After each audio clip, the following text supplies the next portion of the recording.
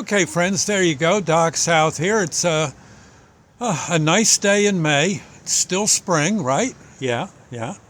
And I don't know, now that I'm older, I mean, I got all the love I need with my wife, Sandy, but a young man's fancy, well, an old man's fancy this time of year turns to tomatoes. Yeah. This time of year, the tomato crops start coming in, and whoa, mama, nothing better than a nice tomato sandwich, huh? Yeah, I know. A little mayo, some pepper. Oh, really good. Cut that tomato nice and thin, layer it on like it's bologna. Mm-hmm. And yeah, sure you need a napkin or two, of course. Once you like getting tomato juice all over your dungarees.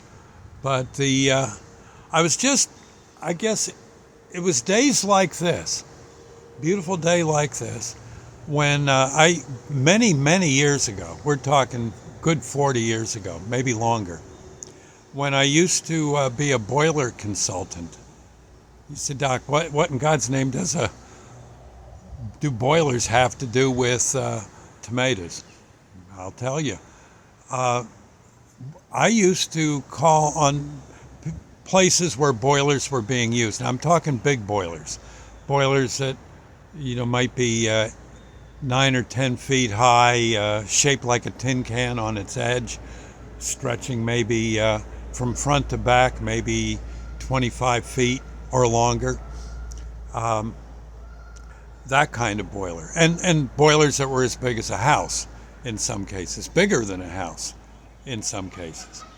And one, and I would go check the boilers, make sure they were in good shape, advise the owner of the boiler how to maintain it, etc., how to treat it, because well, boilers actually need certain chemicals in them to keep the corrosion and the scale down.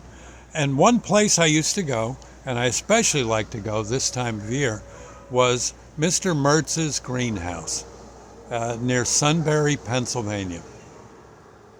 Yep, because that was about when his tomato crop was coming in. Yeah, sometime in the spring. He said, Doc, how did tomatoes come by in this? Well, he had a greenhouse. He grew them all winter long.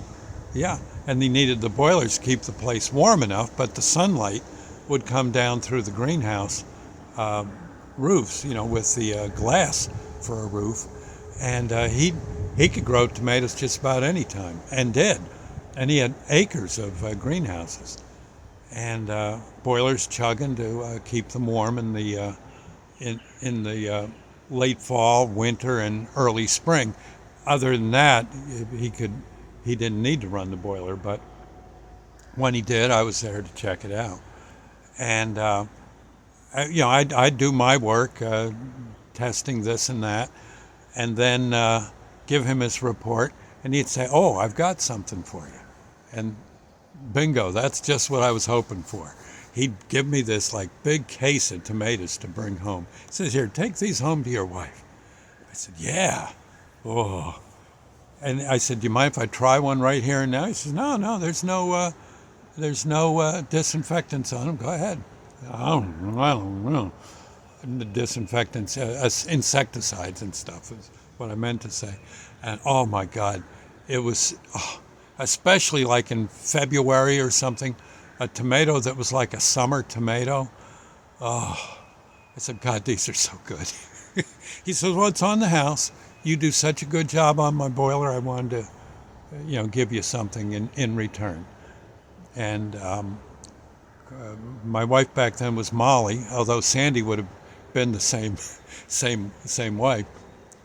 Molly was just out of her mind when I came home with the tomatoes, and like I said, Sandy would have just gone berserk too. They were pretty darn good, and ooh. But it's funny how much we like those little that vegetable. I guess if it's no, actually, is a tomato a vegetable or a fruit? I'm not sure. I know. I think it's more of a vegetable, right? Yeah. And boy, they are something. But yeah, this time of year, You drive around and you see the tomato plants coming up out in the fields and such, and oh, or you pass a greenhouse and you can see all that greenery in there. Oh, yes, yes, yes. So, in fact, I think for lunch, Sandy got some tomatoes, I guess, at a flea market, and I dare say there might be a tomato sandwich in my future. I know we got the mayo, we got pepper, we got some nice French bread. I definitely think a tomato or two, well, shall tempt me a little later on in the day. That's a fact. You too? I know, aren't they just the best? I'll catch you later. Doc's house signing off, and I'll see you. Next time I see you, I'll probably be the one with tomato juice all stuck in my beard. I'll see you later. God bless.